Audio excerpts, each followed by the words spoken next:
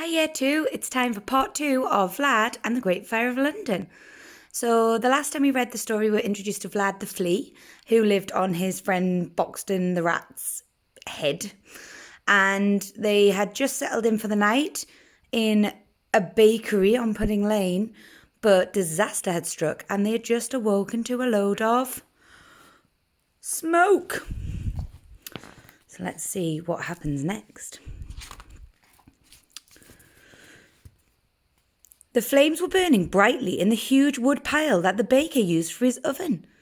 The fire was blazing up the walls and was now moving across the floor towards us. We had to move quickly. I held on tightly to Boxton's hair as he squeezed through the gap in the door. His hat's on fire. We were free, but the fire had spread to other houses. All around us, people were running and screaming. Some were carrying crying children, others pulling carts piled high with furniture. There's Boxton and Vlad.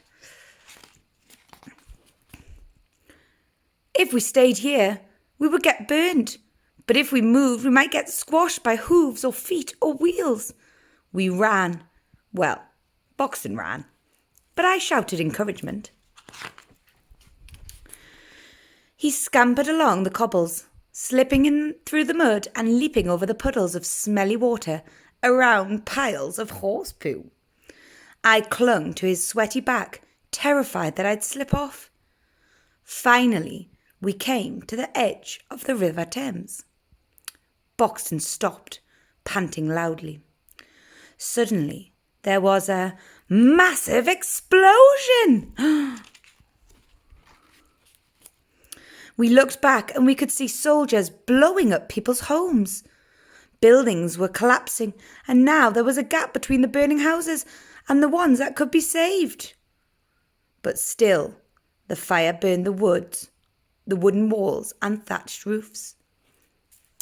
The wind blew, fanning the inferno, and the flames went from red to white. Smoke filled the air, making the sky dark, and the falling ash scorched our tongues and made us choke.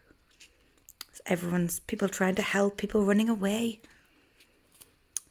Sparks were flying around, and some landed on Boxton's tail and singed his fur. He squeaked and jumped and ran once more past London Bridge. The bridge was full of people and soldiers, so we turned and headed towards the Tower of London. Boxton's nose was quivering. I could only smell burning wood, but I knew that my friend had sniffed something else. On he staggered until we came to a garden. What on earth do you think Boxton has smelt? In the middle of a patch of soil knelt a scared, chubby man in a long coat and wig. He was digging a hole and talking to himself. "It will be safe there, Samuel," he was muttering. Oh, I wonder who that is. Have we heard of a Samuel? He put his precious possessions into the hole, some bottles and a small, stinky parcel. Looking around, he checked that no one was watching before he covered it up and hurried away. Wonder what he's put in his parcel. Boxton crept closer where the bundle had been on the ground. There, where it had leaked, lay crumbs of cheese. Boxton bent down and gobbled each piece up before sighing and lying down to rest. Slowly, we turned to follow the crowds trudging along the road. Ahead of us were fields. People put down their belongings and started to make shelters out of blankets.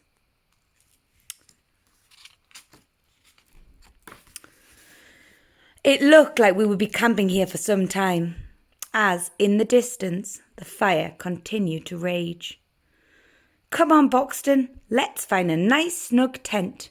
I need a bite to eat." So Boxton and Vlad have managed to find somewhere safe to stay while the fire continues to burn. The end.